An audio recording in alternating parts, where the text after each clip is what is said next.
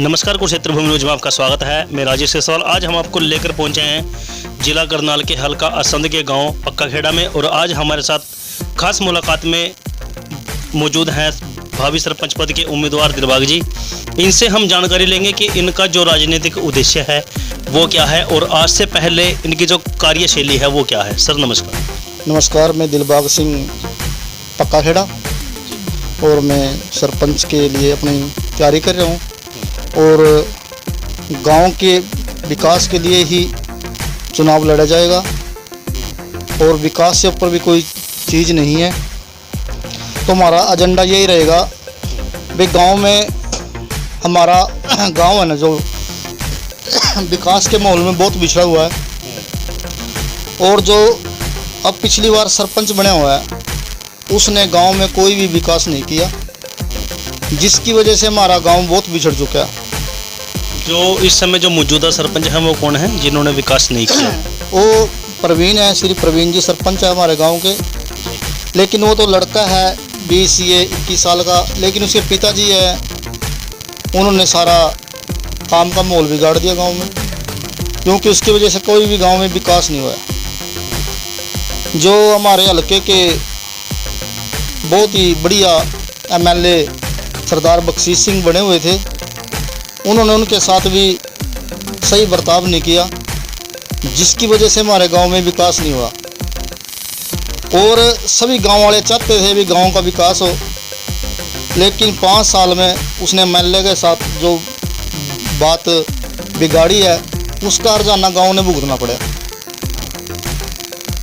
उसके इतना हर्जाना हो चुका है गांव में, जिसका कि हम अगले 20 साल तक भी नहीं भर सकते, क्योंकि उसने स्वाय राजनीति के कोई काम नहीं किया। क्योंकि जो सरपंच है तो लड़का पढ़ा लिखा है, उसके पिताजी अनपढ़ आदमी है। उसने अपने ही पास पेन, अपने पास उसकी मोहर है, ना तो उसके कोई गांव के बारे में कोई जानकारी है, ना ही कोई काम लेने का तरीका है। जो आप हमारे बाहर देख रहे हो गांव में, ये सामने जो दिखाई दे रहा, इतनी गंदगी तो शायद आज कहीं भी नहीं होगी। उसको ये नहीं पता कि मेरे गांव में क्या बिगड़ा है। जो कि सफाई कर्मचारी है, एक उसने हटा दिया, एक कभी आता है कभी नहीं आता है। गांव में इतना माहौल ख़राब है जिसके बारे में कुछ नहीं कह सकते। अगर गांव में कोई सरपंच अच्छा बने। तो दिलबाग जी, आपकी क्या सोच है? आपके जो एजेंडे हैं, जो नए तरीके से आप गांव का जो माहौल है उसको सुधारना चाहेंगे, और गांव के जो विकास के अधूरे कार्य हैं उनको पूर्ण करेंगे, तो क्या सोच है आपकी? मेरी सोच तो सबसे पहले यही है, जो गांव की ये तकरीबन बाहर की फिरनी है, इस पे बहुत ज़्यादा गंद है। पहले तो गांव की सफाई कराएंगे बहुत अच्छे से, क्योंकि जब गांव साफ होगा तो उसमें रहने वाले भी अच्छे होंगे। अगर गांव में अगर गंदगी है तो गांव में रहने का फ़ायदा क्या है? दूसरा एजेंडा हमारा है, हमारे शमशान घाट में बहुत बुरा हाल है। उसमें बस क्या बताएं आपको, उसमें जब किसी को भी संस्कार के लिए जाते हैं तो वहाँ बैठने की जगह भी नहीं है। तो मेरा सबसे पहले तो कार्य यही 2 रहेंगे, गांव की साफ सफाई, और सर दूसरी जो शमशान घाट है उसकी 4 दीवारी, उसका गेट, उसमें बैठने के लिए कुर्सियाँ, जो भी एजेंडा है बहुत ही साफ़ सुथरा होगा। हर आदमी को हम साथ लेके चलेंगे। जो गरीब आदमी है आज मकानों से तरस रहे हैं, कोई कहीं धक्के खा रहा, कोई कहीं धक्के खा रहा, हम इनको धक्के नहीं खाने देंगे। जो गरीब है गांव का, सबसे पहले तो उसको मकान की जो भी सरकार की सुविधा है, जो गरीब आदमी हम उसको नहीं रहने देंगे, और जो मेरे गांव में जो भी छोटी मोटी जो भी और कमियां हैं वो भी पूरी करने की कोशिश करेंगे। तो बहुत अच्छी जानकारी दी दिलबाग जी आपने। तो सर, जैसे आज का युवा है, अगर युवा साथियों की बात करें, आज का जो युवा है वो नशे की कगार पर है और नशे को बढ़ावा दे रहा है, तो युवाओं को नशे से मुक्त कराने के लिए आपकी क्या सोच है? आप ऐसा अपने गांव में कौन सी मुहिम लागू करना चाहेंगे जिससे कि युवा जो है वो नशे से बच सके? ये सबसे ज़रूरी है।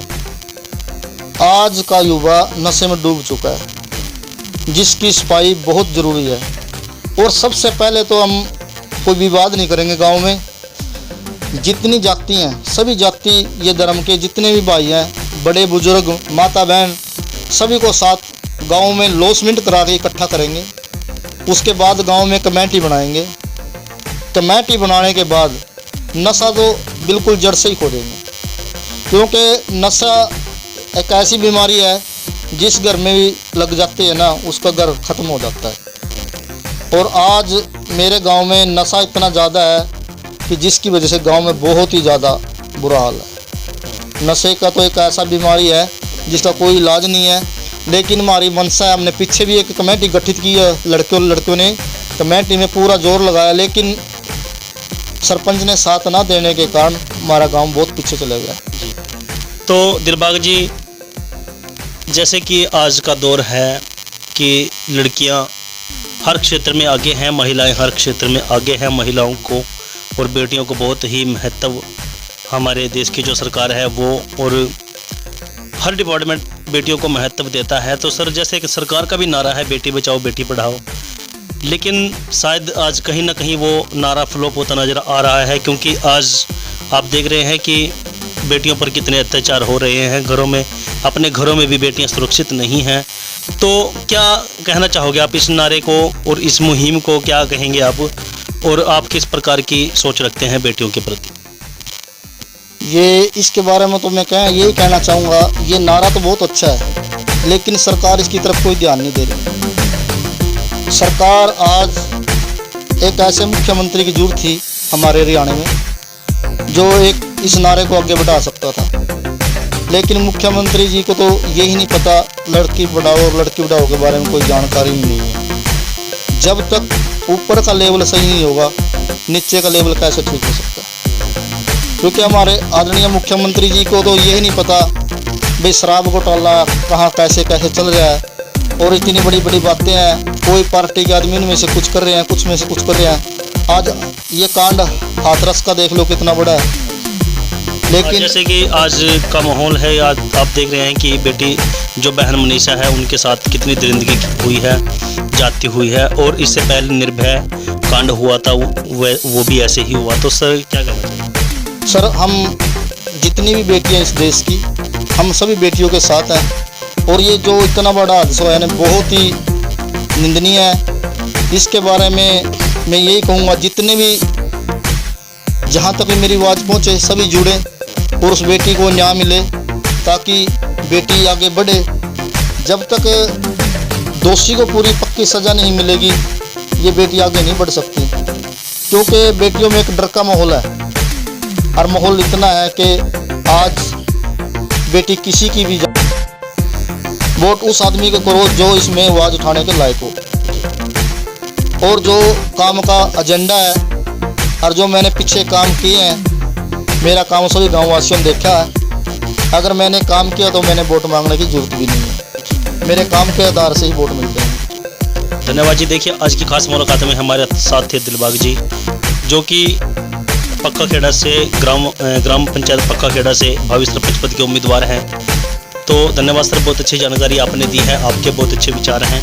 हमारी आशा रहेगी कि आपके विचारों को जन जन तक पहुंचाएं। तो बने रहें कुरुक्षेत्र भूमि न्यूज़ के साथ। Thank you sir.